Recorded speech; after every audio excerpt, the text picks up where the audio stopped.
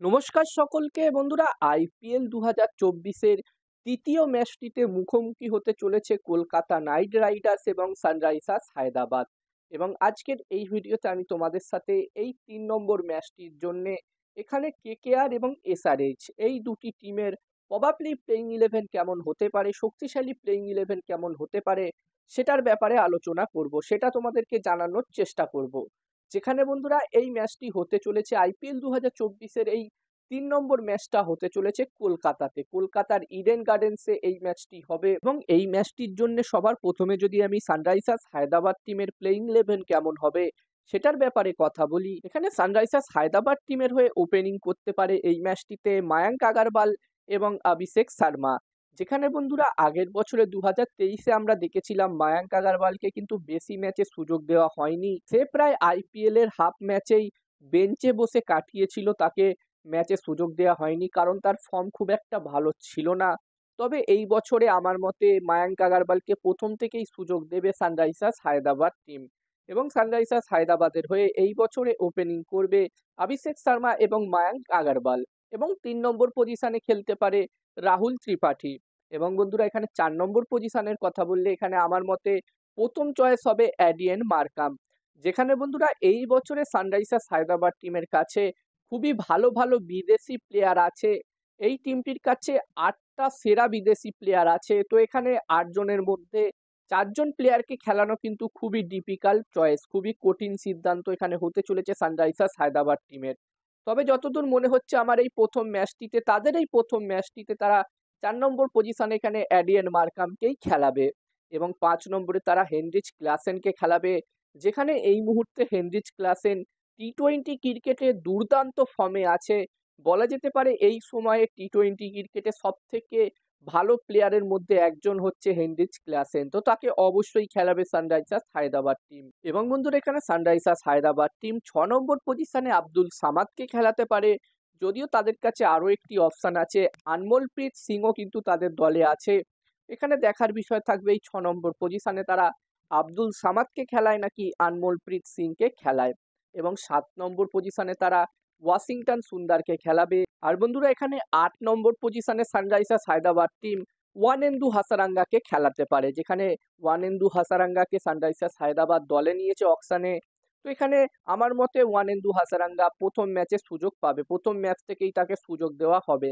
এবং ৯ নম্বর পজিশনে খেলবে প্যাট কামিন্স। যেখানে ২০ কোটি টাকার বেশি দিয়ে প্যাট কামিন্সকে দলে নিয়েছে সানরাইজার্স হায়দ্রাবাদ টিম।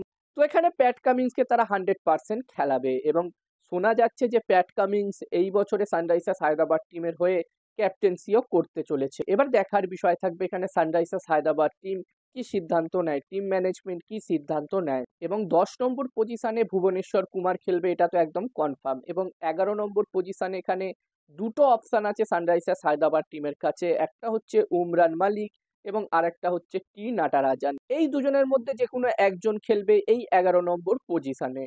এবং সাবস্টিটিউট প্লেয়ারের কথা বললে, ইম্প্যাক্ট প্লেয়ারের কথা বললে এখানে Sunrisers Hyderabad team impact player হিসাবে তারা মায়াঙ্ক মার্কান্ডেকে খেলাতে পারে। যদি তাদের প্রথমে ব্যাটিং হয় তাহলে তারা মায়াঙ্ক মার্কান্ডেকে ইম্প্যাক্ট প্লেয়ার হিসাবে খেলাবে। আর যদি তাদের সেকেন্ড ব্যাটিং হয় তাহলে মায়াঙ্ক মার্কান্ডে প্লেইং ইলেভেনে খেলবে এবং সাবস্টিটিউট প্লেয়ার হিসাবে, ইম্প্যাক্ট প্লেয়ার হিসাবে তারা আব্দুল সামাদ না হলে আনমোলপ্রীত সিং এই দুজনের মধ্যে যে কোনো একজনকে খেলাবে। আর অন্যদিকে কেকেআর টিমের যদি আমি প্লেইং ইলেভেন নিয়ে কথা বলি, যেখানে বন্ধুরা আমার মনে হচ্ছে এই প্রথম ম্যাচটিতে রেহমানুল্লাহ গুরবাস এবং ভেঙ্কাটেশ আইয়ার এই দুজনেই ওপেনিং করবে। এবং কেকেআর এর হয়ে ৩ নম্বর পজিশনে খেলবে শ্রেয়াস আইয়ার। যেখানে চোটের কারণে শ্রেয়াস আইয়ার 2023-এর আইপিএল মিস করেছিল, তবে এই বছরে সে অ্যাভেলেবেল থাকছে। এবং বন্ধুরা আমার মতে সে ৩ নম্বর পজিশনেই খেলবে এবং সে ক্যাপ্টেন্সিও করবে এই বছরের আইপিএলে। অন্যদিকে ৪ নম্বর পজিশনে এখানে নীতিশ রানা খেলবে এবং ৫ নম্বরে রিঙ্কু সিং খেলবে এবং ৬ নম্বর পজিশনে খেলবে অ্যান্ডে রাসাল, ৭ নম্বরে খেলবে সুনীল নারায়ণ। তো বন্ধুরা ১ থেকে ৭ পর্যন্ত এই ৭ জন প্লেয়ারই খেলবে। যদিও ব্যাটিং পজিশন চেঞ্জ হতে পারে, ব্যাটিং অর্ডার চেঞ্জ হতে পারে, ম্যাচ সিচুয়েশন হিসাবে এখানে ব্যাটিং অর্ডার পরিবর্তন হতে পারে। এবং বোলিংয়ের কথা বললে, প্রপার বোলিংয়ের কথা বললে এই বছরে কেকেআর টিম প্রচুর টাকার বিনিময়ে মিচেল স্টার্ককে দলে নিয়েছে। তো বন্ধুরা এখানে ৮ নম্বর পজিশনে কেকেআর এর হয়ে মিচেল স্টার্ক খেলবে এবং ৯ নম্বর পজিশনে খেলবে বারুণ চক্রবর্তী এবং ১০ নম্বর পজিশনে এখানে কেকেআর টিমের কাছে দুটো অপশন আছে। তারা বৈভব আরোরাকে খেলাতে পারে, না হলে চেতন সাকারিয়াকে খেলাতে পারে। যতদূর মনে হচ্ছে আমার এই প্রথম ম্যাচটিতে হয়তো বৈভব আরোরাই খেলবে এবং ১১ নম্বর পজিশনে এখানে হর্ষিত রানাকে খেলাতে পারে কেকেআর টিম এবং ইমপ্যাক্ট প্লেয়ার হিসাবে, সাবস্টিটিউট প্লেয়ার হিসাবে সুয়াস শর্মাকে খেলাবে কেকেআর। যদি কেকেআর টিমের প্রথমে ব্যাটিং হয় তাহলে ইমপ্যাক্ট প্লেয়ার হিসাবে সুয়াস শর্মা খেলবে এবং যদি কেকেআর টিমের দ্বিতীয় ব্যাটিং হয়, সেকেন্ড ব্যাটিং হয়, তাহলে ইমপ্যাক্ট প্লেয়ার হিসাবে, সাবস্টিটিউট প্লেয়ার হিসাবে ভেঙ্কাটেশ আইয়ার খেলবে। তো বন্ধুরা আমার মতে এটাই হতে চলেছে কেকেআর এবং সানরাইজার্স হায়দ্রাবাদ এই দুটি টিমের প্রবাবলি প্লেইং 11 এই ৩ নম্বর ম্যাচটির জন্য। আর এখানে তোমাদের কি মনে হচ্ছে যে এই ম্যাচটির জন্য কেকেআর এবং এসআরএইচ এই দুটি টিমের প্লেইং 11 কেমন হতে পারে? তোমরাও যদি চাও তো কমেন্ট করে কমেন্ট বক্সে নিজেদের মতামত জানাতে পারো। আর এই ভিডিওটা ভালো লাগলে অবশ্যই একটা লাইক করো।